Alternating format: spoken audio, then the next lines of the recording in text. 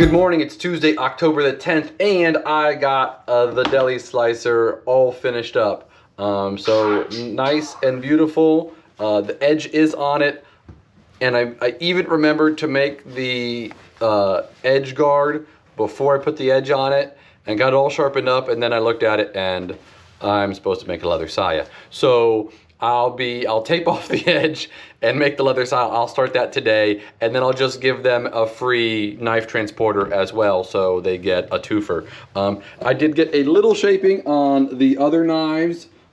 Basically just ground down the pins and got some of the epoxy off. So I will be working on those more today, see how far I can get on those. And that's really it for me for today. So here's Daniel with what he's got going on. What's up, everyone? I am back. Hope everyone had a great weekend, by the way. I was on a little extended weekend for a buddy of mine's bachelor party. He is getting married next week, so that is kind of what we did. But just to give you a little insight what's going on in my world, I have gotten the Bowie back Cerakoted from our guy Philip. Done a lot of great Cerakoting work. He certified Cerakoder, so if you guys ever have any questions, that's a guy we could definitely use in the future, and he does a lot of great work. Very quick, very easy to communicate with, and definitely does the job the way you intend for it to be done. In other news, I've got to figure out what to do with this pommel. It just did not go well. It basically created another gap as I was peening and epoxying, so I will have to go back to the drawing board and figure this out.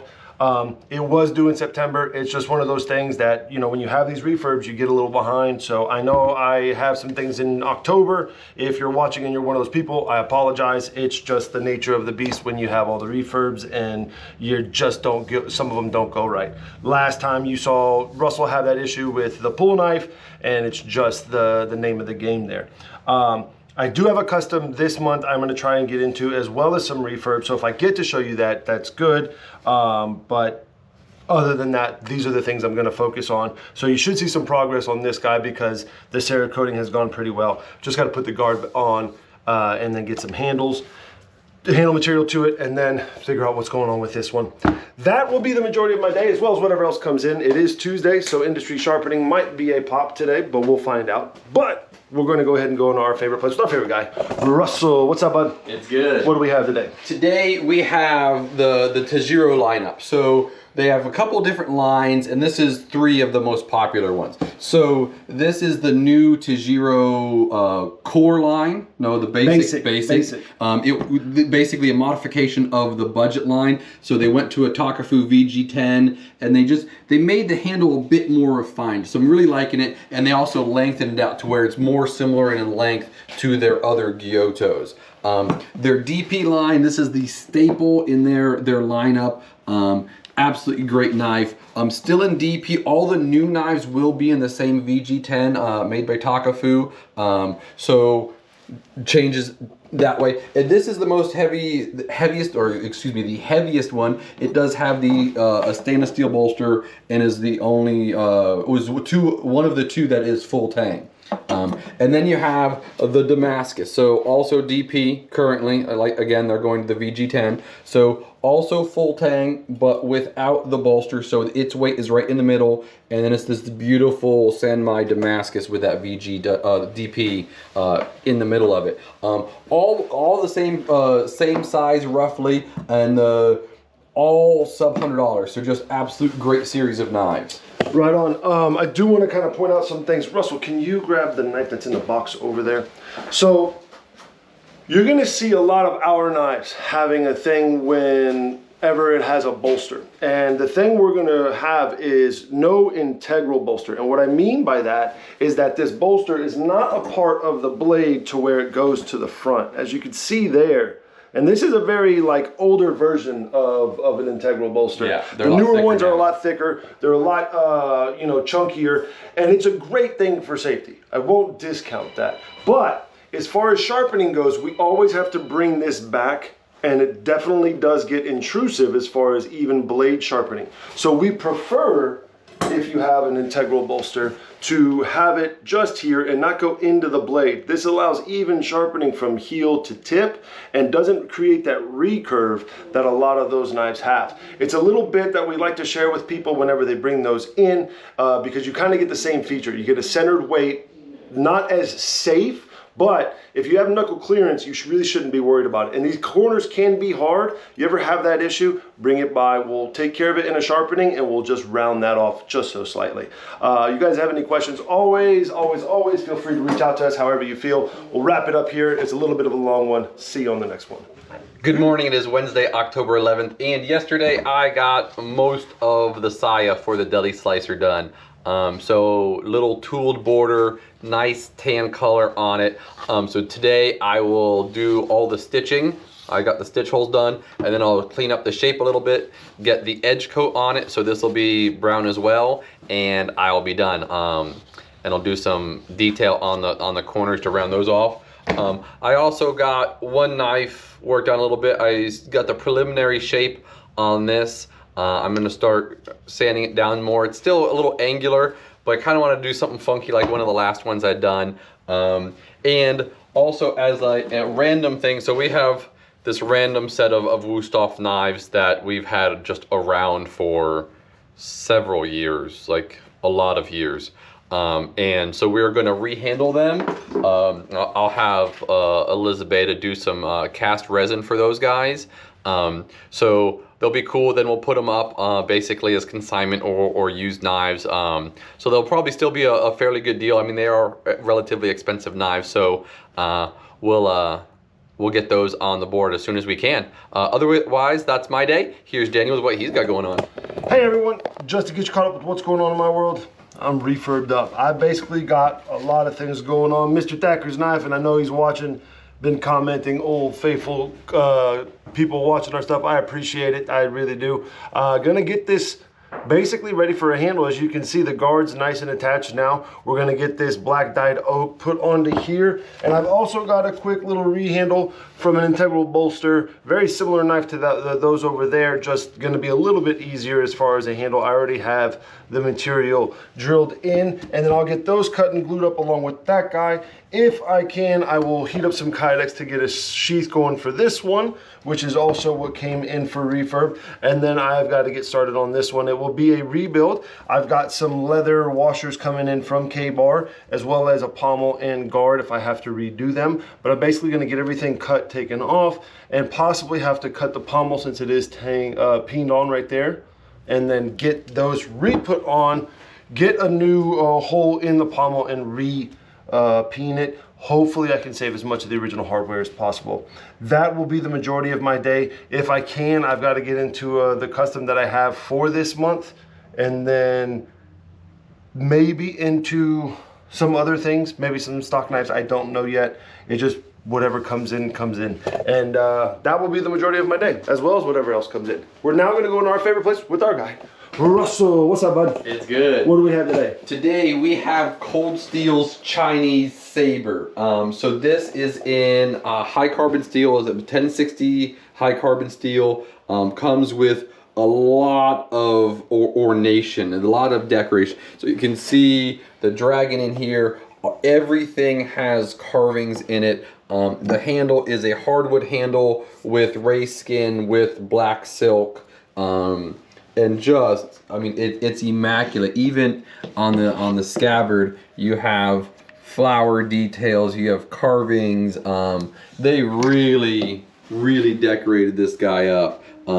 So absolutely beautiful size, beautiful shape. I love just the graceful lines that this has. So it is in stock and ready to go. Do me a favor, put that in your hand just so people can kind of tell. There we go. Yeah. There, it's not something that looks real small. It's about half the size of Russell. And yeah, Russell's a pretty tall guy. He's just around 6 foot, give or take the day, depending on what's going on. There we go. All right, guys. So we'll wrap it up here. Appreciate you guys watching. You guys have any questions? You know what to do. Peace. Good morning, it is Thursday, October 12th, and yesterday I got the saya all finished up. I did a different pattern for edge tooling and really happy with it. everything else went fairly well with it. Super stoked. Customer's been contacted, and hopefully he'll come sometimes this week and pick it up. Next point of interest will be I got a little bit of shaping done, really just up in here. So my goal today is to get this one to hand sand, see if I can make that happen. I'm gonna leave the ones for stock kind of settling because I need to get this one done and then get started on basically everything else for the rest of the year. Those are ones I don't have cut out yet. So that's my goal, to be able to get those cut out, at least, you know, scribed, cut out, make sure I have all the steel I need, I should, and then get those into process. So that's my day. Here's Danny with what he's got going on. Hey everyone, just to get you caught up with what's going on in my world, I've got Mr. Thacker's Bowie very, very close to done. Handle glued up yesterday, got it down to shape. Trying to keep everything with the guard intact as far as not grinding on it, so I'm taking my tedious time up here and basically getting this to where I can get it polished up and then sharpened and out. That's going to be the main part, and I know you guys want to see the blade, but it is covered so that way nothing ends up messing or marring it. I've also grabbed the K-bar out of the Evapo Rust. I basically took the whole leather stack off. I was going to grind just a little bit of this down to then take away the peen that you see right there. But if you look a little closer, there is a mark. And I don't want to ruin the integrity of that mark because it is a, I can't remember who it's from. I want to say Camless, I might be wrong, but that is basically a maker's mark from back in the day. I don't want to take that away. So I'm going to probably cut right around here and then create a new shoulder. It will lose a little bit of length, but as you see, it's not too much, just because my hand being pretty average, that is a pretty long handle for that. So get onto that, and then as you can see, we'll be restarting the cleaver for Don, the one that basically warped in the heat treating oven, and then a custom for this month. That will be the main focus, as well as a couple Kydex things and some other stuff we have over there that I showed you guys yesterday that I just didn't get any progress on. That will be the majority of my day, as well as whatever else comes in. We're gonna go ahead and hop into our favorite place, our favorite guy, Russell. What's up, bud? It's good. What do we have today? Today we have another cold steel sword. So this is the cold steel English back sword. So made in high carbon steel again, which is why there's wax on it. And it has this beautiful basket hilt with all of the different lines and carvings on it, and it really is very well balanced back towards the hand. I mean, this pommel does a great job, and it is fairly thin throughout the length of it. You can see kind of a double fuller up here that one of them runs about half the blade, the other one runs about 2/3 of the blade. So just a nice broad pointed, very stabby, very slicey sword, and then just some excellent detail on the leather scabbard, both top and bottom. Yeah. Right on. All right, y'all. As always, we'll wrap it up here. You guys have any questions, feel free to reach out to us however you see fit. See you on the next one. Good morning. It is Friday, October 13th. Yes, Friday the 13th. Doo-doo-doo. Okay, so seriously, I did get my second to third of the last custom done yesterday. So this is a beautiful piece of chaotic custom resin. One of the cool things about this stuff is it's all UV reactive. So if you happen to have a black light, you can shine it and it makes it really sparkle. We turned the lights off in the old showroom and took some photos of that. I'll be posting those at some point. And Yake did me the huge favor yesterday and started cutting out my next big batch of customs. So these are 5 Gyotos that are due for Christmas.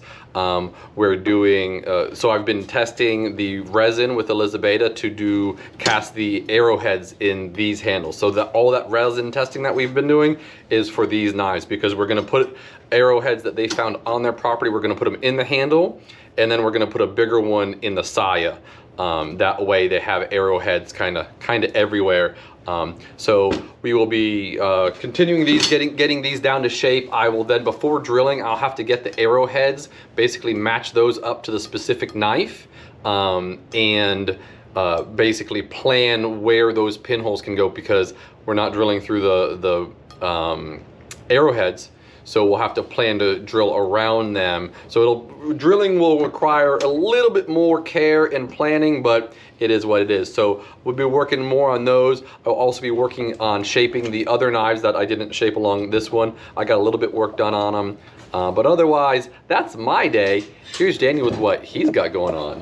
What's up, everyone? Just to get you caught up with what's going on in my world, I have got the big Bowie all wrapped up. Beautiful as it is, I've got to send it out now. I've got it sharpened up. As you can tell, it's definitely different than what we started out with. The black oak looks very, very nice, as well as the brass pins matching along with the guard. I appreciate Mr. Thacker watching. Glad you enjoy it. Can't wait to send it out to you. If you have any questions with it further, always contact me, let me know. I have got the K-bar basically out of the vapor rust, and I've got the tang fairly cleaned up. I still have some corrosion I've got to clean up before I actually start working on getting that tang out. And if you see on the very bottom, I've actually got that mark a little bit more identifiable. That's pretty cool. We'll try and get that a little further away, get the tang cut, wait for my leather stacks to come in, and then work on those. I have got the green rehandle taken care of. I'm going to be hand sanding this so that way I can get that out, and then I've got some Kydex also done so that way I can clean that up. I've got to get that sent out to the customer. And then also another shout out to our guy Yake for cutting out some knives for me that I've got to get done for this month. As you see, I've got a lot on my plate, which is perfectly fine. I'm getting most of it kind of done and out.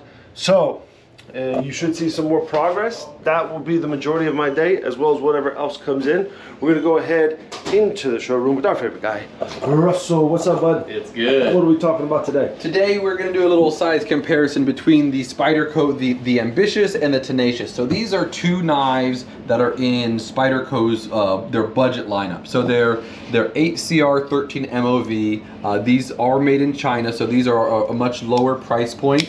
And just doing like literally that size comparison, they're very similar knives, very similar to like the size differences between the Para 3 and the Paramilitary 2. The size difference is a little bit bigger. This was a little smaller, but great liner lock knives. They still have that nice flickability if you can get your fingers to work.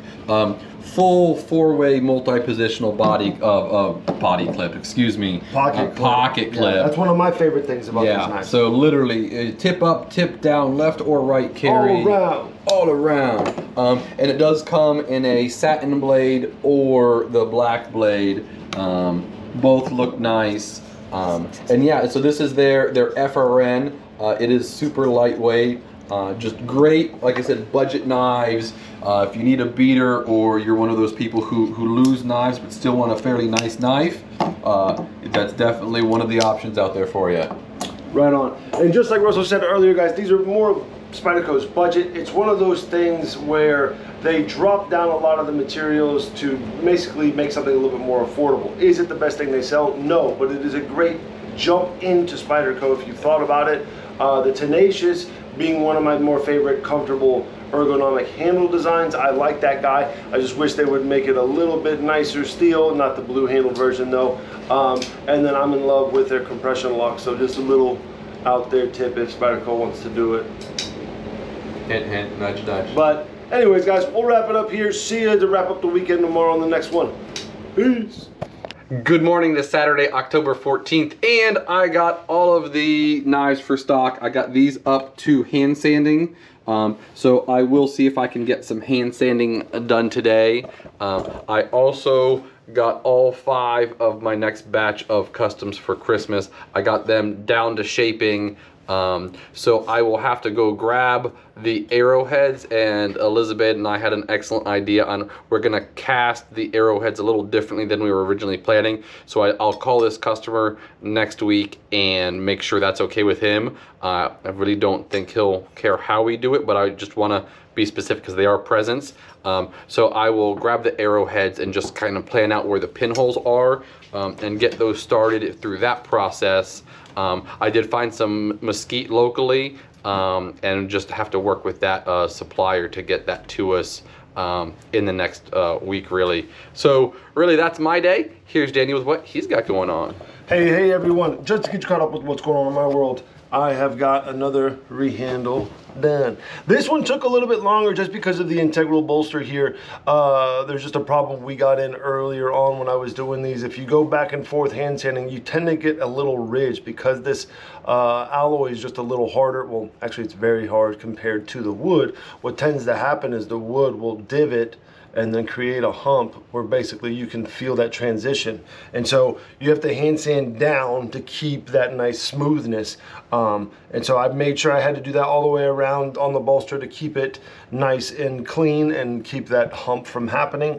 I've got it done, sharpened, ready to send out, so I'll email the customer. I've got another knife that's gonna get sent out today, so I'll be doing a little admin right in the beginning. And then on the Kydex, I'll be getting this kind of snapped up or eyelided up and then shaped, get this cut off so I can get my leather stacks ready, although I don't have them in yet, so that can kind of be put on a back burner until those come in. And then I've got the customs that I want to try and get profiled, if not drilled. So that's going to be the majority of my day. It is Saturday, so as much as I would like to get any of those things done, we do tend to be busy, which we're hoping for, because Saturdays do tend to bring in a lot of traffic.